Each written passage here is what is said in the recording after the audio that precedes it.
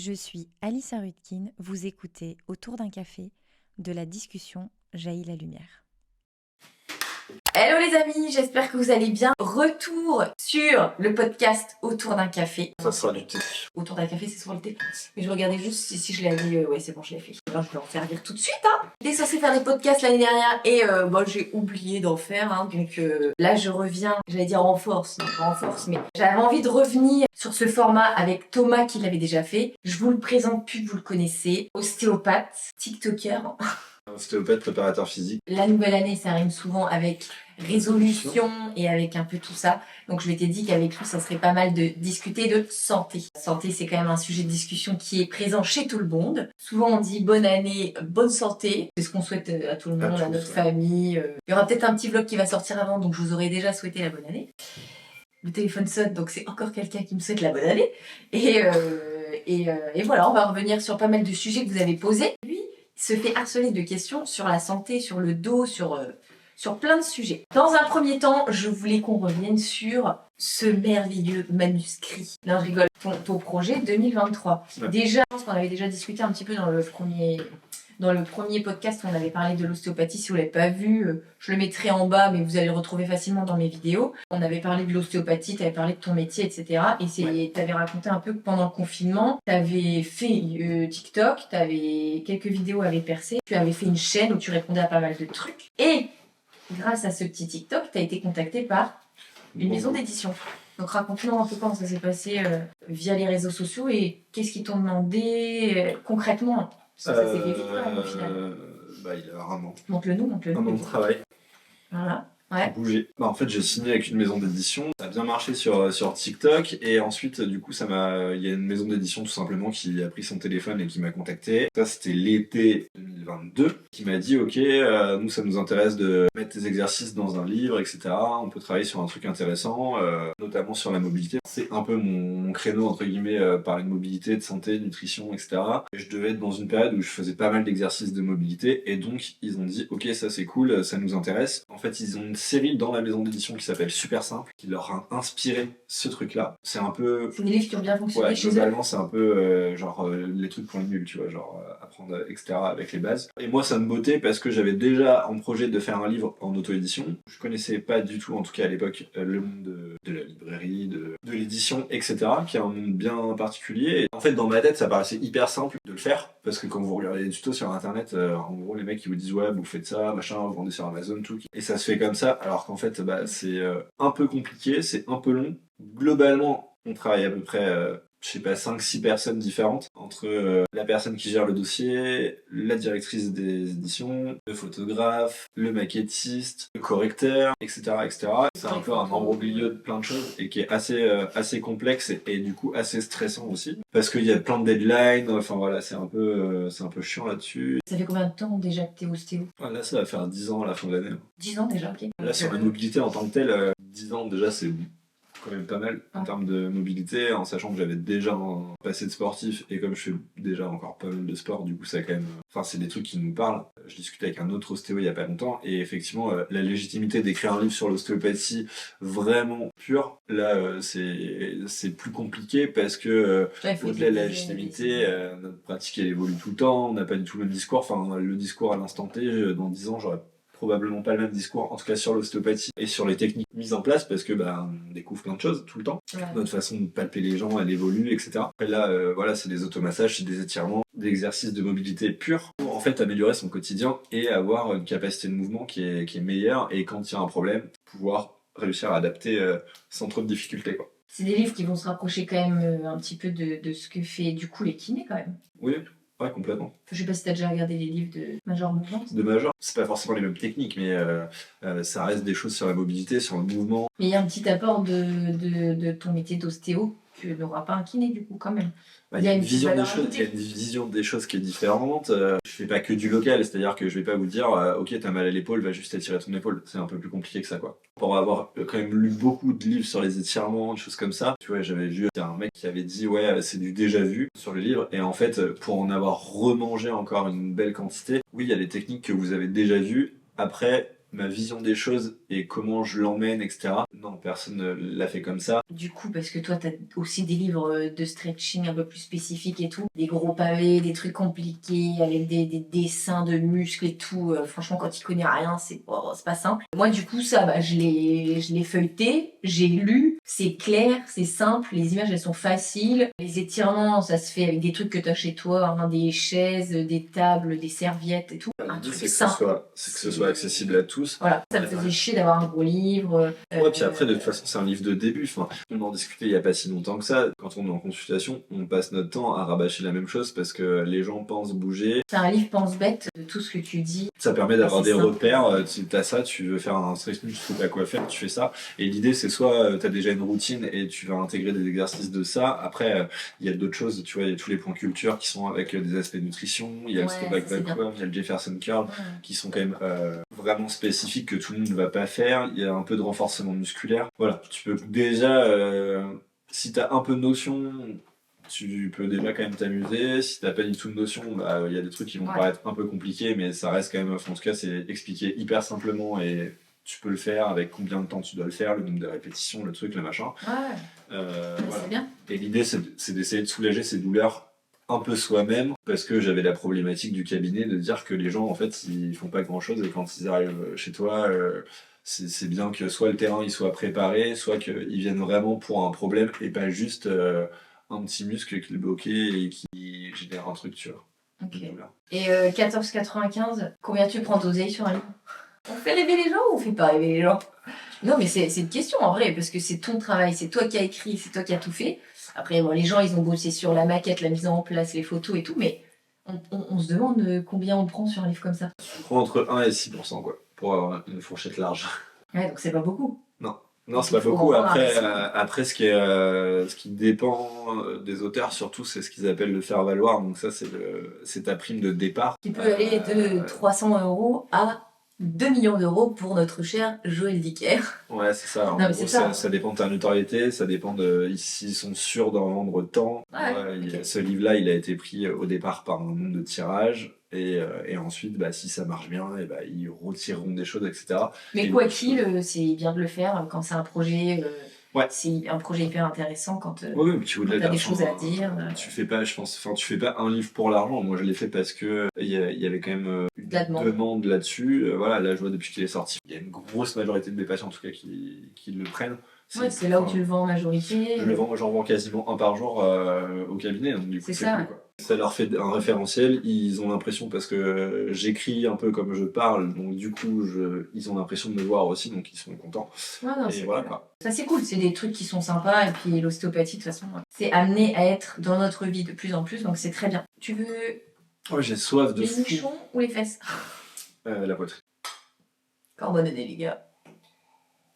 Donc il s'appelle Bouger, il est aux éditions Tango et il est disponible partout. Donc si vous voulez vous le procurer sur Amazon, sur Cultura, dans toutes les librairies, mais moi je fais ma propre pub. Et surtout, n'hésitez pas à me suivre sur les réseaux, ça c'est hyper important. YouTube, etc.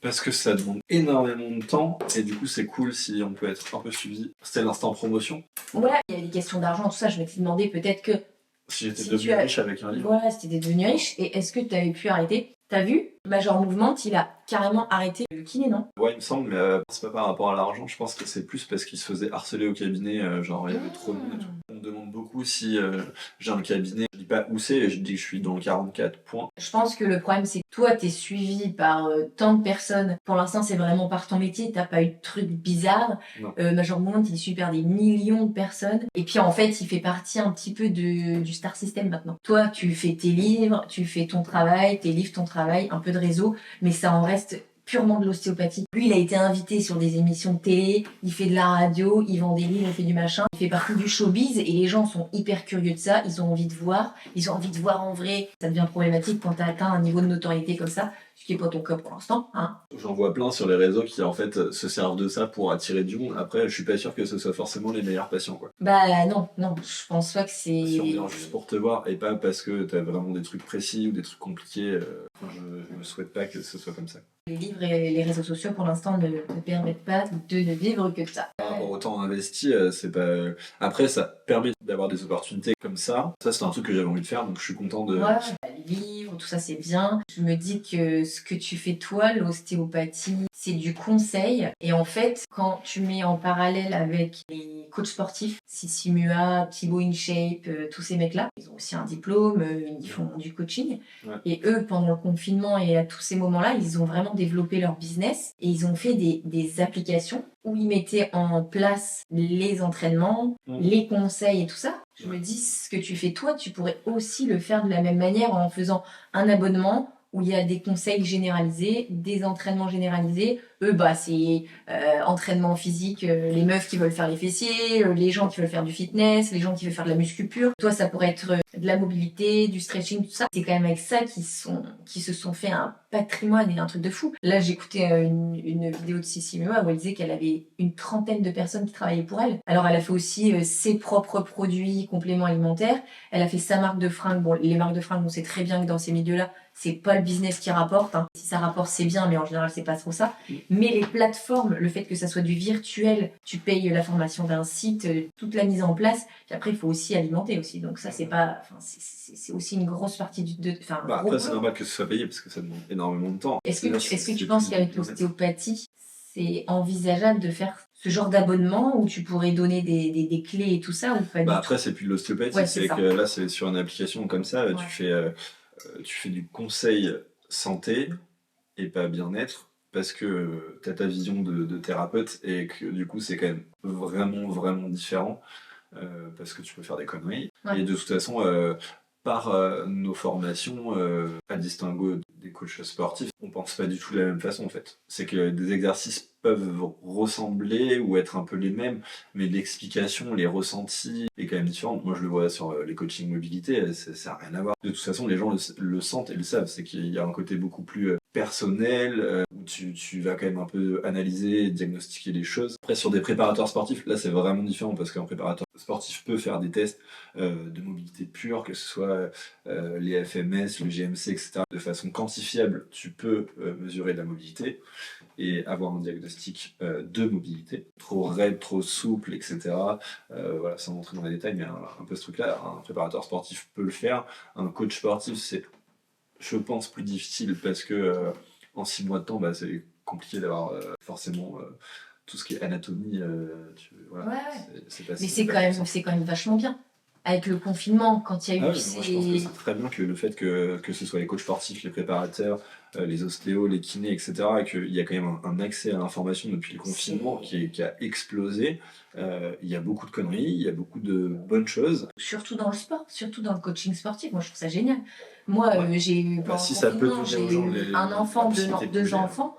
J'ai arrêté le sport complètement parce que 2 grossesses, 2 enfants, grossesse un peu à risque, de la fatigue, la reprise du sport, Ouais. elle est hyper difficile. Est-ce que tu conseillerais, toi, à des femmes, après leur grossesse, la reprise du sport, ou à des gens qui n'ont jamais fait de sport, c'est pas simple de se dire direct, je vais aller me payer un abonnement dans une salle 40 ou 50 balles par mois, ou un coach sportif 50 balles la séance. Franchement, les réseaux, c'est super. Il faut démarrer avec Sissi Mua. Après, il faut être capable. Moi, je fais quelque chose que je serais pas capable de faire. C'est-à-dire que moi, je serais pas capable de prendre un coaching en ligne, etc. Moi, je bosse plus tout seul. Donc, globalement, j'aime bien faire mes trucs tout seul, que ce soit mes exos ou ma préparation tout seul. Après, suivre quelqu'un en face, oui. Après, suivre quelqu'un en ligne, moi, j'accroche pas trop à ce truc-là. Non pas parce que c'est pas bien, mais parce que j'ai pas eu l'habitude de faire ça. Et du coup, je sais pas. Après, visiblement, ça fonctionne. Et il y a une énorme quantité de personnes qui veulent avoir accès à ces trucs-là.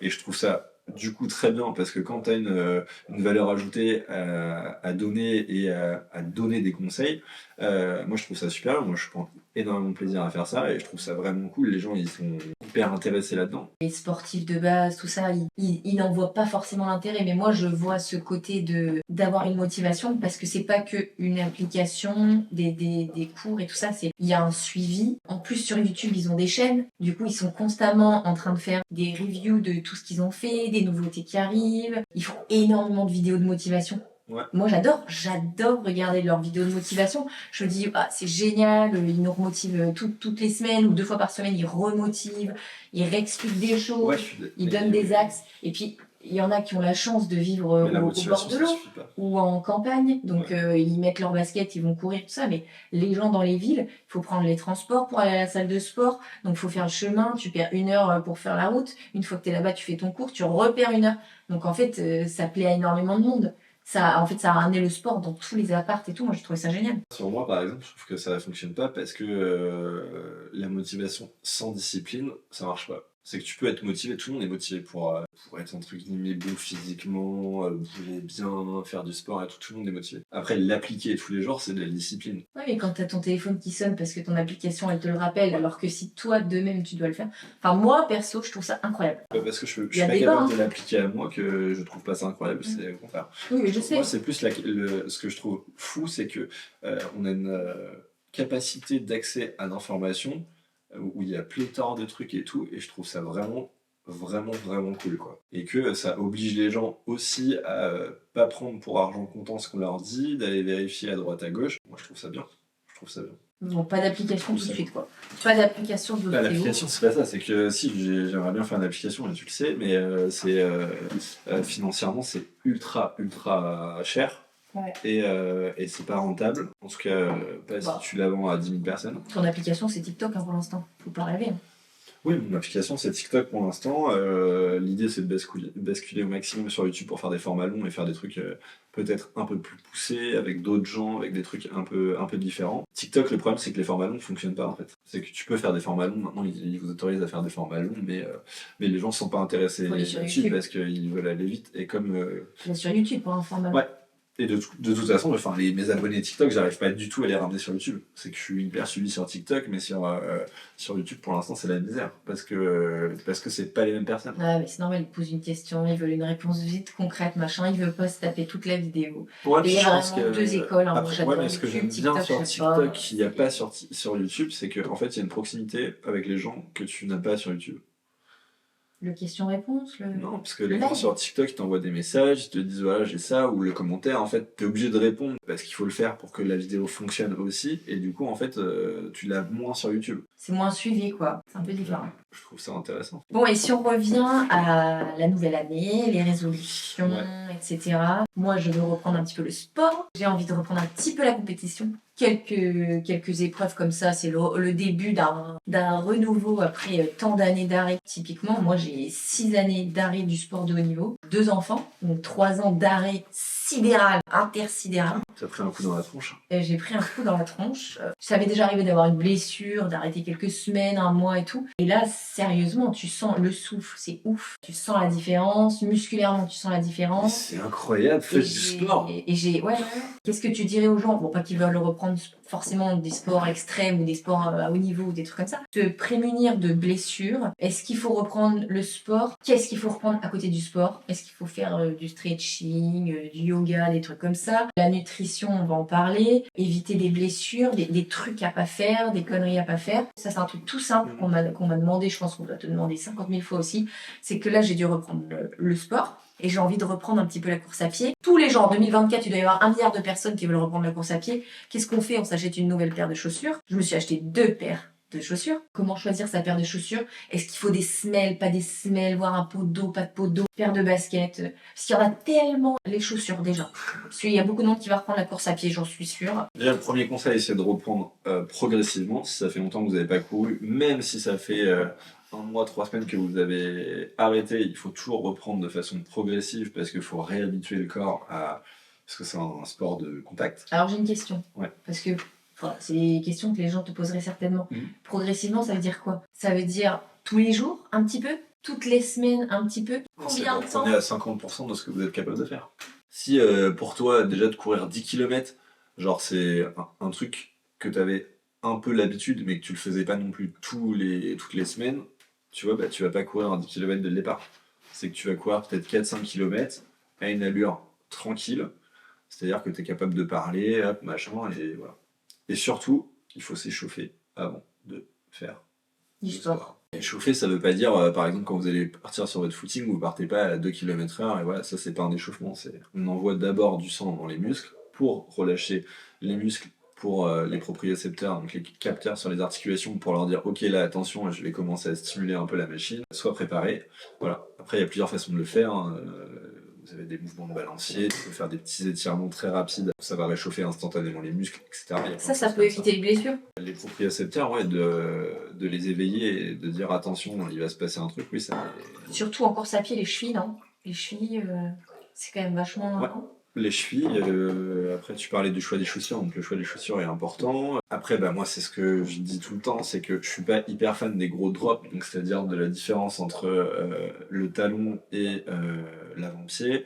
Moi j'aime pas trop qu'il y en ait. Vous avez deux types de coureurs, t'as les coureurs terriens et les coureurs aériens. Donc les coureurs terriens ils courent plutôt avec le bas et les coureurs aériens, ils courent avec le haut. Ok? Est-ce que tu me suis? J'étais chez Adidas, j'ai eu une chaussure où devant c'était comme ça et à l'arrière il y avait une mousse là, incroyable. Donc, En fait, c'est hyper important de distinguer sur vos chaussures. Peut-être qu'il y en a qui n'auront pas du tout le même discours que moi. J'ai cette réflexion parce que je me dis, ok, la personne a mal au genou et elle me pose cette question, ou parce qu'elle a des douleurs par rapport à ça et elle a mal au genou. Quelqu'un qui court, on va dire, appui talon, donc c'est-à-dire vraiment il vient percuter le sol avec le talon, il a zéro douleur. Il peut skipper, on s'en fout, il n'a pas besoin de regarder ce que je veux dire. Par contre, une douleur qui est en appui, quelqu'un qui est vraiment en appui talon et qui a des douleurs de hanche, des douleurs de dos, des douleurs de genoux, voilà, des périostites un peu à répétition, ce genre de trucs, là c'est important. C'est-à-dire qu'il faut bien choisir votre chaussure et un peu changer votre façon de courir. C'est-à-dire que plus vous êtes en appui médio-pied ou avant-pied, plus vous allez utiliser votre cheville qui va servir d'amortisseur, donc votre genou va servir d'amortisseur et votre hanche aussi. On a vraiment besoin du coup de mousse derrière. Si on court bien sur les doigts de pied. Pas forcément. C'est que tu peux courir avec du compensé, c'est-à-dire avoir beaucoup de mousse sur toute la chaussure. Toute la chaussure. Mais avoir un drop à 0. C'est-à-dire Ouais. la différence entre l'avant et l'arrière. Mais tu peux avoir pas beaucoup de mousse devant, beaucoup de mousse derrière, et du coup avoir un drop important. La quantité de mousse, par exemple, tu as des Hoka ou des choses comme ça, qui sont des chaussures de trail running, qui ont beaucoup de mousse, mais c'est pas pour ça qu'il y a un énorme drop. Ouais. Mais en fait, avec un gros drop, comme tu dis, drop, ça compense plus tu l'erreur que tu fais toi-même, et du coup, si ça te corrige au lieu de toi te corriger, c'est moins bon. Exactement. C'est qu'en fait, plus tu vas avoir un drop important, plus tu vas favoriser ton appui talon, parce qu'en fait, l'appui talon devient confortable. Mais tu sais que c'est un truc de fou ce que tu es en train de dire, parce que demander à quelqu'un de réapprendre à courir, je le ferai jamais de ma vie, quoi. Ouais, mais t'as plein de pays où ils le font. Je pense que je cours mal comme ça. Mais non, parce Mais que. moi, on me dit de courir comme ça demain.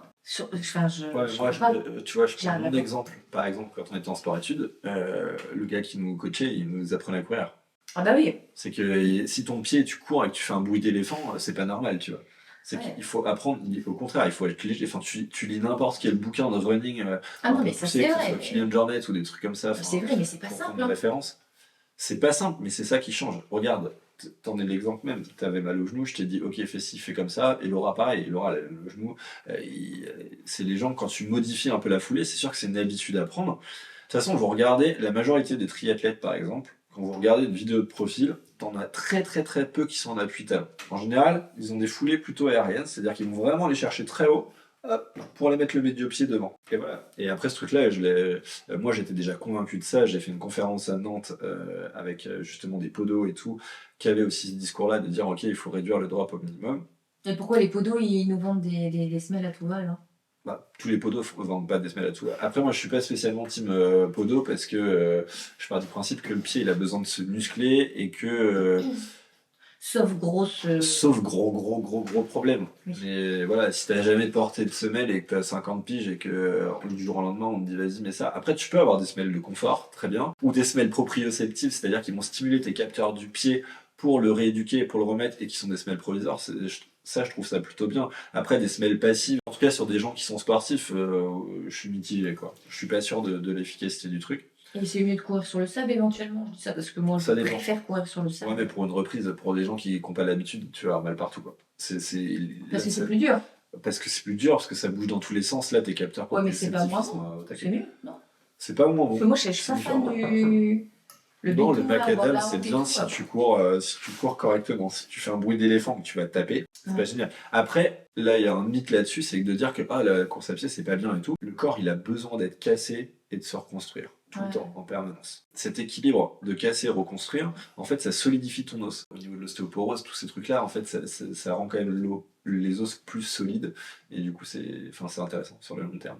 Ouais, mais pas tous les jours. Bah non, mais après, il y a toujours une histoire de dose. C'est sûr que si tous les jours tu cours 30 Oui. km, il y a un moment donné, ça va pas le faire. C'est qu'il y a toujours un ratio d'engagement quelle que soit la discipline, que ce soit la course à pied, le vélo, n'importe quoi. Même si ça fait quand même partie d'un sport traumatisant, d'autant plus que plus tu fatigues, tu vas courir un peu de travers, tu vas machin. Mais ça, c'est dans tous les sports. La musculation, c'est pareil. C'est que quand tu fais des séries, des grosses répétitions à charge lourde, au bout d'un moment, tu fatigues, du coup, tu prends une mauvaise position, tu t'en rends pas compte, du coup, tu peux te blesser. Mais ça, c'est pour n'importe quel truc. Sur les chaussures, le conseil de base, c'est qu'il faut, quand vous achetez les chaussures, au-delà du drop, c'est de savoir est-ce que votre pied il est pronateur, est-ce qu'il est supinateur ou est-ce que vous êtes en foulée universelle. Ça, n'importe quelle chaussure, vous l'avez. Et ça permet d'éviter les conneries.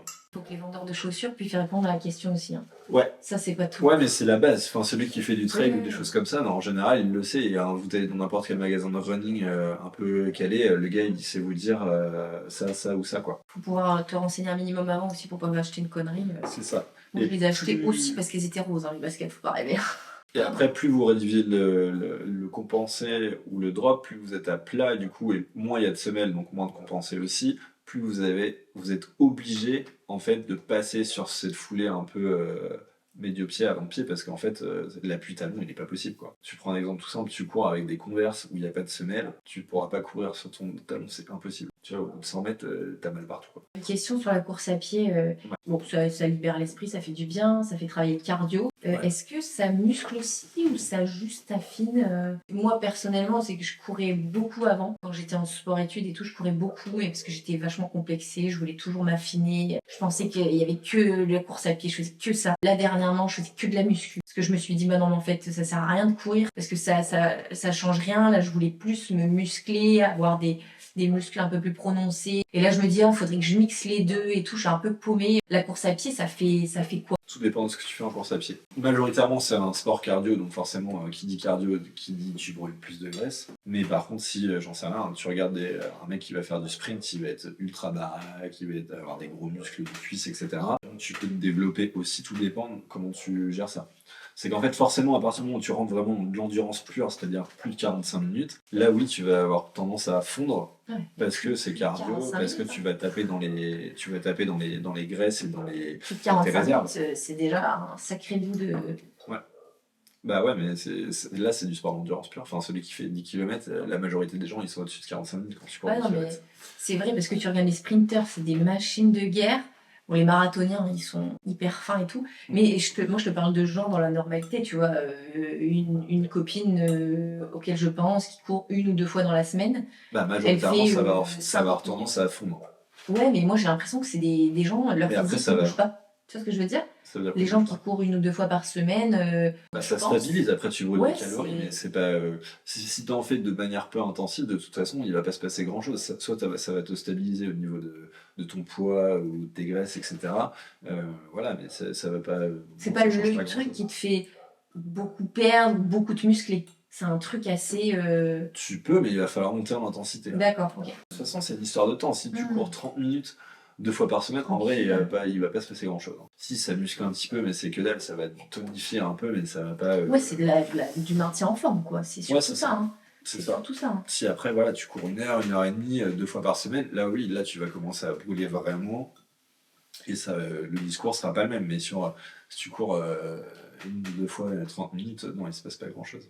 Mais c'est bien. Après, pour le cœur, par contre, au niveau cardio, c'est bien. C'est intéressant.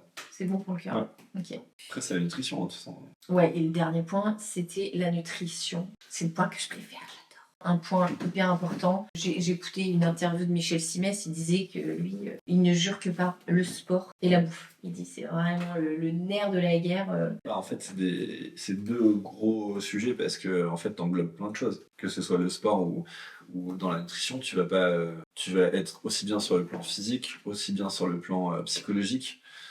Tu vois, déjà, c'est quand même 2 gros piliers de choses qui maintiennent globalement en forme. Parce que le psy influe sur tout, il influe sur le poids, sur le sommeil, sur ton humeur, trop de trucs. Donc en fait, c'est pour ça que c'est 2 points intéressants. Et surtout, après il y a l'aspect génétique pour les gens, chaque personne est différente, mais globalement, c'est des points où tu es sûr qu'il va se passer quelque chose et tu joues quand même le sport. On joue plus sur l'aspect hormonal aussi, mais ouais, c'est des points stratégiques. Si tu touches pas à ça, ça va être compliqué de jouer sur le reste. Enfin, tu vois, il y a plein de gens qui sont focalisés sur le sommeil, mais ils veulent pas se mettre au sport ou à la nutrition. En fait, ils dormiront jamais mieux. Ils pourront passer 15 heures dans le lit, ça changera rien. Alors que par contre, si demain ils changent leur habitude et qu'ils disent, ok, je mange un peu plus de verre, c'est un exemple tout con, mais je mange un peu plus de verre, ou je vais faire un peu plus de sport régulièrement dans la semaine, mais en fait, si ça se trouve, ils vont se retrouver à dormir 1000 fois mieux, quoi. En fait, c'est toujours l'histoire de prendre la boucle dans le bon sens, et c'est pas toujours simple. Les efforts à long terme, c'est ce qui est le plus dur parce que, en fait, faire des efforts en un instant T, je pense qu'il y a beaucoup de gens qui vont se retrouver comme moi. C'est qu'il y a des fois, ça m'arrive de me mettre un coup de cravache et pendant un mois, de faire 3-4 séances de sport par semaine, de les faire, de m'y tenir et tout. Et après, je m'arrête. Et je peux m'arrêter pendant un mois, 2 mois, je fais plus rien. Et il faut se remettre et se remettre. Des fois, c'est tellement dur. Et d'avoir une constance à l'année et ne pas s'arrêter. Ouais, mais c'est ce que je te disais tout à l'heure par rapport au réseau, c'est que c'est la discipline. C'est que c'est pas pareil. Ouais, la discipline est tout le monde est motivé. Tout le monde est motivé pour perdre du poids. Si tu demandes demain, tu t'interroges 100 personnes et tu leur dis ouais, vous voulez avoir des abdos ou vous préférez avoir un ventre tout gras? Qu'est-ce qu'ils vont te répondre? Ils vont te répondre tu veux avoir des abdos. Ouais.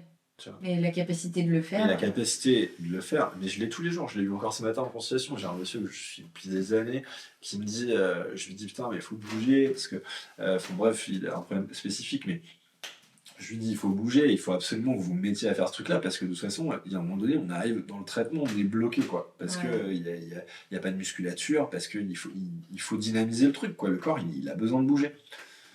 Ouais, non, mais j'ai envie de le faire. Mais putain, j'ai une flemme. Tu vois, il me dit ça.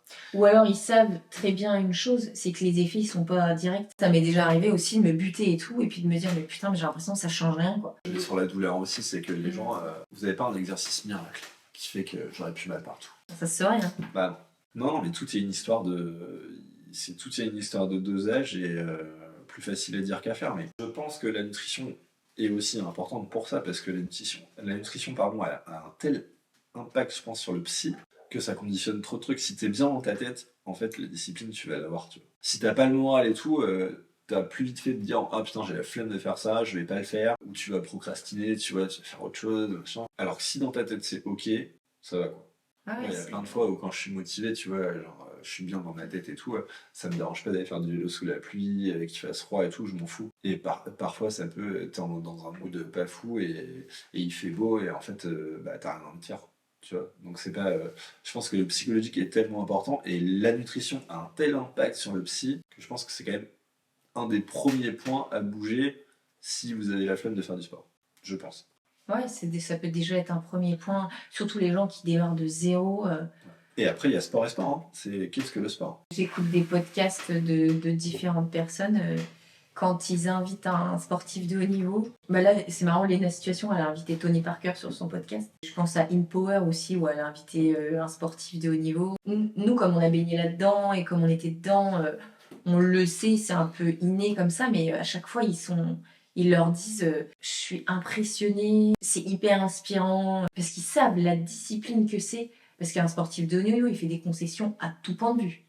Sur sa vie familiale, sur sa vie personnel, sur la nutrition, sur ses envies, il passe à côté de sa vie pour plein de choses, que ce soit les études, les copains, les sorties, la bouffe, se faire mal, parce que le sport de haut niveau, ça fait mal.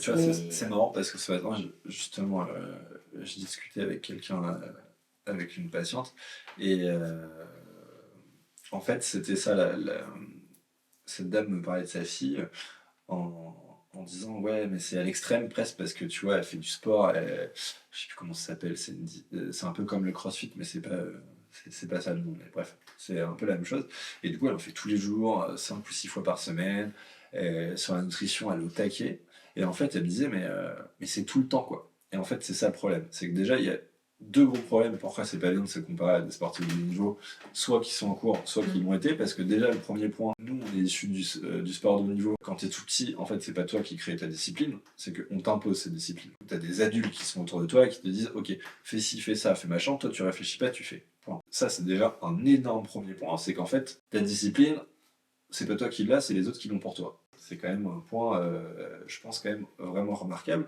Et ensuite, le deuxième point, on t'apprend via les entraîneurs, via les coachs sportifs, les préparateurs, etc. On t'apprend à avoir des pics de forme à un instant T dans l'année parce que tu prépares un championnat du monde, parce que tu prépares un championnat de France, etc.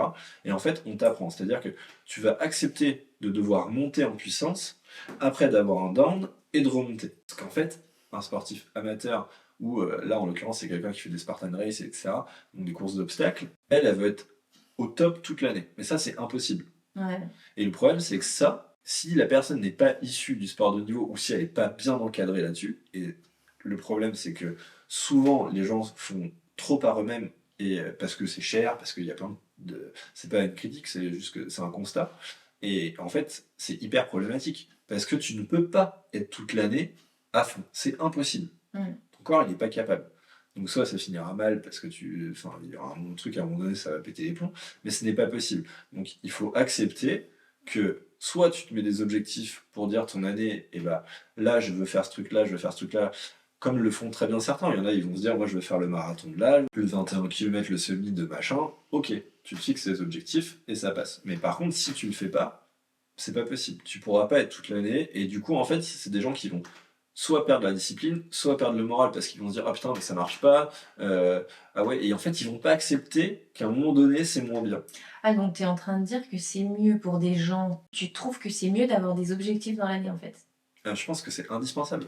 C'est indispensable parce que les objectifs vont permettre d'accepter d'être à un moment donné au max et à un autre moment donné je suis en préparation donc c'est normal que ah putain j'ai fait une séance, je suis monté 40 minutes les 10 km.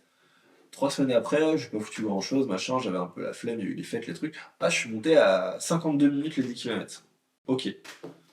Ben, c'est pas grave, c'est que ça fait partie du jeu. Tu savais qu'il y allait y avoir ça, parce que du coup tu t'es fait plaisir sur les fêtes. Parce qu'en plus, il y a une notion de sociabilité aussi, c'est que tu vois, c'est que si t'es en restriction toute l'année, ça veut dire qu'il y a des moments où t'es avec tes potes, où t'es en fête, etc., bah en fait, tu peux pas manger comme tu veux, donc tu te coupes un peu socialement. Et du coup, c'est pas jouable. Enfin, en tout cas, c'est mon avis. Hein. Mon avis, je pense que c'est impossible que toute l'année, et on nous l'a appris comme ça, en tout cas dans ce qu'on a fait, c'est impossible. Et là, tu vois, je fais une formation de coaching mobilité, c'est exactement ça, c'est qu'il y a des phases, et c'est comme ça. Et la vie est comme ça, de toute façon. T'es pas toujours au max. Quand j'y pense, on en voit des sportifs là, qui sont à la retraite, qui prennent leur retraite et qui parlent beaucoup de santé mentale et tout. Même si les sportifs de niveau, ils ont appris tout petit à faire ça, ils font tous des dépressions. Ouais, parce que la chute aussi, l'arrêt du sport est vertigineux. C'est pas du tout encadré. Enfin, après, t'es accro à un truc aussi. Enfin, c'est hyper. Enfin, je suis des mecs, tu vois, Julien Absalon, qui est un mec hyper fort en VTT, tu vois, en fait, ce mec-là, il tient la route encore parce que il fait du trail, parce qu'il fait énormément de sport à côté, et qu'en fait, ils ont compris qu'ils pouvaient pas s'arrêter. Mais c'est marrant parce que je trouve que il y a des sports où ça l'est beaucoup plus que d'autres. Nous, on fait des sports extrêmes, la planche. Là, tu parles de VTT, de vélo, de BMX, de skate, tous ces sports-là. À la base, c'est quand même des sports, je pense, qui ont été choisis par les enfants, tu vois. On l'a plus ou moins choisi, sinon tu l'arrêtes ce sport, tu vois. C'est pas les sports les plus médiatisés, c'est pas là où tu as le plus d'argent, donc c'est quand même des sports que tu as aimé, que tu as choisi, que tu continues. Et c'est des trucs que tu continues dans l'avenir. T'arrêtes ta carrière, tu continues. Le nombre de skieurs qui arrêtent leur carrière, mais ils font toujours du ski, ils adorent, ils font du hors-piste, du machin et tout. Mais moi, je te parle là, par exemple, de les footballeurs, les rugbymen, les nageurs. Le nombre de nageurs qui parlent là et qui sont tous en dépression, c'est des sports qui riment avec souffrance, quoi. Même quand j'étais sportive de jeu, je me dis, eux, ça a été souffrance, mais à balle. Parce que même moi qui ai fait de la compète, de toute façon, c'était kiff quand même. Ouais, mais en haut niveau, il y a un moment donné, de toute façon, globalement, tu perds quand même la notion de plaisir. Pour en revenir à la planche, il y en a combien qui ont arrêté le sport à études qui n'ont plus jamais touché une planche? C'est 99,9%. Ça découpe un peu, ouais. Donc c'est un truc de fou. Alors que t'en as fait, on a bouffé à fond. Et au final, ouais, on n'est même pas 1% à continuer, quoi. C'est vrai que moi, là, j'expérimente ma propre réalité. C'est que j'en ai fait jeune, j'en ai fait tôt, j'en ai fait beaucoup. Pas que par choix en plus, tu vois, c'était pas que de mon plein gré. Et j'en ai ras le cul. Là, j'ai arrêté pendant 6 ans. Et là, seulement après 6 ans, j'ai envie. J'ai envie d'aller dans l'eau, j'ai envie de reprogresser, de réapprendre ce que j'avais plus du tout envie de faire. On fallait pas me parler de m'entraîner, d'apprendre des trucs. Je disais, non, mais Non, rien. mais après, tu vieillis, tes objectifs, ils diffèrent aussi, etc. Ah ouais, c'est. Enfin, en tout cas, le bilan, c'est de dire que, déjà, fixez-vous des objectifs pour avoir des périodes où ça monte et ça descend. À mon sens, en tout cas, je sais pas si c'est objectif, mais je trouve ça un bon Non, mais c'est conseil bien, c'est vrai. pour pouvoir faire. L'objectif, c'est Que accepter que vous pouvez pas être à 100% toute l'année, c'est physiquement impossible. bien s'équiper. Et surtout, prenez du plaisir. Ouais. Quand tu fais un truc, tu prends du plaisir. C'est la période des résolutions, etc. Reprenez doucement, prenez du plaisir dans ce que vous faites. Faites des activités que vous aimez bien. Faites pas des trucs pour dire « Ah, je fais ça parce que je vais perdre du poids, etc. » Ça ne tiendra pas sur le long terme. Donc voilà, au bout d'un moment, vous devenez addict, parce que la course à pied, il y a tout un truc d'hormones aussi, de psy qui fait que vous Oui, il y a pouvez des gens qui devenir deviennent addict à ça. addicts. Mais voilà, enfin dans d'autres sports aussi, mais là particulièrement dans celui-là, quoi. Bon, bah, ça me paraît Voilà. bien pour les résolutions 2024. On aura plein d'autres de sujets à aborder. Parce qu'il va falloir que je monte la vidéo. Ça va pas être une mince affaire. Merci pour tes conseils. Retrouvez-le sur TikTok. N'hésitez pas à acheter le Sur bouquin. YouTube aussi. Sur YouTube. Allez sur YouTube. Le petit livre, les réseaux sociaux. Mon ostéo, vous pouvez me retrouver partout. Je vous souhaite encore une fois une belle année 2024. Que tous vos projets se réalisent. Et on se donne rendez-vous à la prochaine. Salut les gars. Tchuss.